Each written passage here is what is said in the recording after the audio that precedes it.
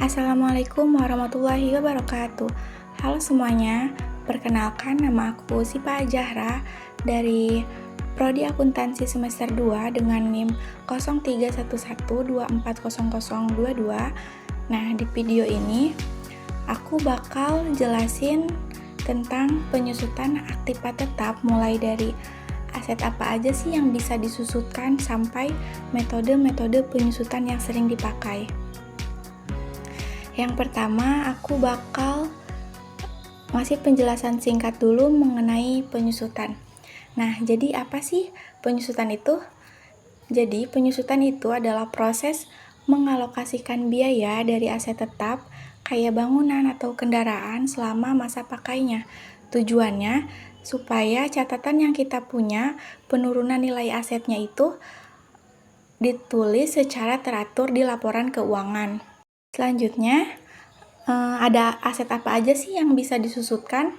Jadi, gak semua aset tetap itu bisa disusutkan. Contohnya kayak bangunan dan kendaraan itu bisa disusutkan karena nilainya berkurang seiring waktu. Tapi ada juga aset tetap yang tidak bisa disusutkan. Contohnya itu tanah. Tanah itu gak disusutkan karena umumnya nilai tanah justru tetap atau bahkan naik setiap tahunnya. Selanjutnya itu ada metode penyusutan. Untuk menghitung penyusutan ada beberapa metode. Yang paling simpel itu ada garis lurus. Nah, itu beban penyusutannya sama setiap tahun. Kalau saldo menurun dan angka tahun, beban penyusutannya besar di awal, terus makin kecil di tiap tahunnya. Kemudian ada juga metode unit produksi. Ini dihitung berdasarkan pemakaian atau produksi dari aset itu. Nah, di video ini aku cuma bakal ngejelasin salah satunya aja, yaitu metode penyusutan garis lurus. Aku udah siapin soalnya. PT suka-suka membeli sebuah mesin cetak seharga 28 juta di awal tahun 2017 dan komputer itu diperkirakan memiliki umur ekonomis 5 tahun dan nilai residu 1 juta. Kita langsung ke perhitungannya. Cara yang pertama itu kita harus menghitung dulu penyusutan per tahunnya. Caranya, harga perolehan dikurangi nilai residu dibagi umur ekonomis. Jadi, 28 juta dikurangi 1 juta dibagi 5, hasilnya 5.400.000. Nah, si 5.400.000 ini merupakan jumlah penyusutan per tahunnya.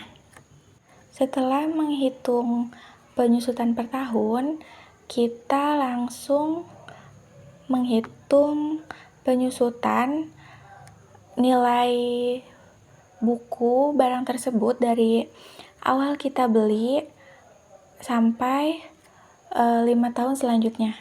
Kenapa 5 tahun selanjutnya? Karena itu umur ekonomisnya 5 tahun. Pertama kita beli itu di tahun 2017, jadi 5 tahun selanjutnya itu berakhir di tahun 2021.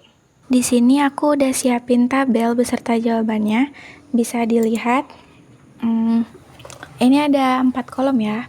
Untuk kolom pertama itu untuk tahunnya, kemudian kolom kedua itu kita bagi 2 untuk bagian penyusutan. Kemudian di kolom ketiga ini ada bagian akumulasi penyusutan. Dan kolom keempat ini bagian nilai buku. Yang pertama kita tulis dulu ini tahun ke-0. Nilai bukunya merupakan nilai perolehan atau nilai awal yang disoal sebesar 28 juta. Kemudian kita menghitung pada awal tahun kita membeli. Kita awal membeli mesin tersebut kan tahun 2017. Kemudian masa ekonomisnya 5 tahun. Jadi kita hitung 2017 kemudian 5 tahun selanjutnya, yaitu tahun 2021. Cara menghitung penyusutannya, kita tulis nominal penyusutan per tahun yang tadi udah kita hitung di awal. Nah, tadi kan di awal aku udah jelasin ya, kalau metode garis lurus ini jumlah penyusutannya pasti sama setiap tahunnya. Gitu. Kecuali kalau misal kita membeli mesinnya itu tidak di awal tahun, itu perhitungannya beda. Tapi kan karena kita membelinya di awal tahun, jadi ini nilai penyusutannya dari awal kita membeli sampai tahun terakhir itu sama. Nah, untuk menghitung akumulasi penyusutannya, ini yang 5.400.000 kita pindahin aja ke akumulasi penyusutan. Kemudian untuk nilai bukunya, nilai buku yang awal tadi, yang tahun ke-0 sebesar 28 juta dikurangi sama akumulasi penyusutan pada tahun 2017 sebesar 5.400.000. Hasilnya 22.600.000. Kita tulis di nilai buku tahun 2017. Kemudian untuk menghitung akumulasi penyusutan di tahun 2018, itu tuh yang penyusutan tahun 2017 ditambah sama nilai penyusutan di tahun 2018. 5.400.000 ditambah 5.400.000, hasilnya 10.800.000. Nah, nominal itu kita tulis di kolom bagian akumulasi penyusutan pada tahun 2018. Kemudian menghitung nilai bukunya itu menggunakan nilai buku yang awal atau harga perolehannya, yaitu sebesar 28 juta dikurangi 10.800.000, hasilnya 17.200.000. Kita taruh nominal ini di kolom bagian nilai buku pada tahun 2018. Nah, untuk tahun-tahun selanjutnya itu perhitungannya sama kayak yang tadi. Terus di akhir ini aku tegasin nilai buku akhir pada tahun 2021 yang 1 juta ini harus sama nominal nilai residu yang ada di soal. Kalau nggak sama itu berarti salah ya cara menghitungnya. Segitu dulu aja penjelasan soal dari aku, semoga bisa dipahami ya.